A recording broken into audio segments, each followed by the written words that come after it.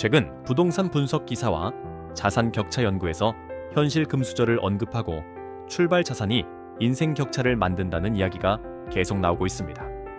수백억 자산가나 상위 0.1%가 아니라 평범한 직장인들이 체감하는 출발선의 차이에 대한 이야기입니다. 같은 호시사, 같은 월급, 같은 노력인데 왜 어떤 사람은 빨리 올라가고 누군가는 계속 제자리일까요? 많은 사람들이 말합니다. 격차는 노력보다 이미 시작된 위치에서 나온다고. 첫 번째 기준, 서울 수도권 기준으로 부모님이 대출 없이 15억에서 25억대 자가 보유. 이건 단순한 부동산 자산이 아닙니다. 주거 안정성이라는 보이지 않는 심리적 안전망입니다. 한국 사회에서 집은 단순한 거주 공간이 아니라 경제적 계층을 나누는 핵심 자산입니다. 실제로 여러 경제 연구에서 자산 격차가 소득 격차보다 세대 간 이동성에 더 큰 영향을 준다고 말합니다. 경제학자 토마 피케티는 자본 수익률이 노동 소득보다 빠르게 증가한다고 설명했습니다. 즉, 이미 자산이 있는 사람이 더 빠르게 앞서갑니다. 주거 걱정 없이 성장하는 사람은 도전할 수 있는 선택지가 훨씬 넓어집니다. 두 번째 기준, 부모님의 노후 준비가 끝난 상태입니다. 이건 생각보다 매우 큰 차이를 만듭니다. 국민연금, 개인연금, 임대수익 등으로 월 200만 원에서 400만 원 이상의 안정적인 현금 흐름이 있는 경우입니다. 왜 중요할까요? 자녀가 미래의 부양 부담을 고민하지 않아도 되기 때문입니다. 한국에서는 아직도 노후 부담이 자녀에게 이어지는 경우가 많습니다. 이 차이는 장기적인 자산 형성 속도를 바꿉니다. 같은 월급이어도 누군가는 부모님 병원비를 걱정하고 누군가는 투자 공부를 합니다. 세 번째 기준, 결혼할 때 부모님이 3억에서 7억 정도 초기 자금 지원 가능. 이 금액은 단순한 도움처럼 보이지만 실제로는 인생 곡선을 바꾸는 초기 레버리지 역할을 합니다. 전세든 매매든 대출 비율이 크게 줄어들면 현금 흐름이 완전히 달라집니다. 누군가는 월급 절반을 이자로 내고 누군가는 같은 월급으로 ETF나 주식 투자를 시작합니다.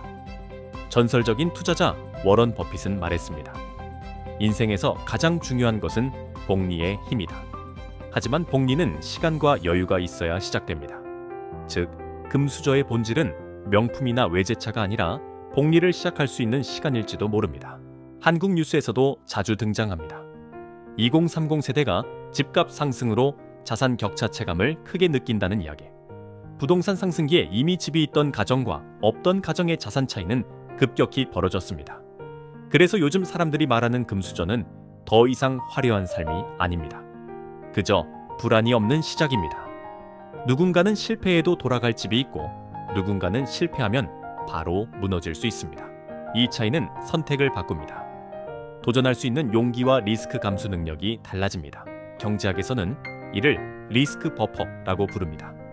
안전망이 있는 사람은 더 큰 기회를 잡습니다. 그래서 같은 능력이라도 결과가 다르게 나옵니다. 출발선의 차이가 선택을 바꾸기 때문입니다. 많은 사람들이 오해합니다. 노력하면 모든 격차를 극복할 수 있다고. 하지만 현실은 조금 더 복잡합니다. 노력은 중요하지만 초기 자산은 게임의 난이도를 바꿉니다. 그래서 요즘 말하는 금수저는 외제차도 아니고 SNS 속 화려한 삶도 아닙니다. 몇 억의 시작 자본, 그리고 심리적 안정감입니다. 결국 진짜 격차는 소득이 아니라 출발 자산에서 시작됩니다. 하지만 중요한 건 출발선이 다르다고 해서 끝까지 결과가 정해진 것은 아닙니다. 출발은 다를 수 있습니다. 하지만 방향과 선택은 여전히 우리의 몫입니다. 그렇다면 질문이 남습니다. 출발선이 다른 현실에서 금수저가 아닌 사람은 무엇을 해야 할까요? 첫 번째는 남과 비교하는 것이 아니라 게임 규칙을 이해하는 것입니다. 같은 속도로 달리면 출발선이 앞선 사람을 이기기 어렵습니다. 그래서 전략은 속도가 아니라 방향입니다. 많은 성공한 투자자들이 공통적으로 말합니다. 부자가 되는 핵심은 큰 한 방이 아니라 꾸준한 시스템입니다. 워런 버핏도 이렇게 말했습니다. 부자가 되는 가장 강력한 힘은 복리다. 즉, 작은 자본이라도 일찍 시작하는 것이 중요합니다. 두 번째는 소득을 올리는 것보다 저축률과 투자 습관을 먼저 만드는 것입니다. 자산이 없는 사람에게 가장 중요한 것은 초기 규모가 아니라 지속 가능한 흐름입니다. 한국에서도 바이어족이나 장기 ETF 투자 사례가 늘어나는 이유는 시간을 아군으로 만들기 위해서입니다. 세 번째는 주거, 소비, 인간관계에서 고정비를 낮추는 선택입니다. 출발선 격차를 줄이는 가장 현실적인 방법은 남보다 많이 버는 것이 아니라 남보다 오래 살아남는 것입니다. 경제학에서는 이를 생존 확률 게임이라고 설명합니다. 시장에 오래 남아있는 사람이 결국 기회를 잡습니다. 네 번째는 자산뿐 아니라 정보 격차를 줄이는 것입니다.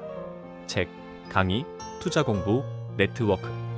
금수저는 자산을 물려받지만 우리는 지식을 자산으로 만들 수 있습니다. 많은 사람들이 놓치는 사실. 초기에는 자본보다 의사결정 능력이 더 큰 차이를 만듭니다.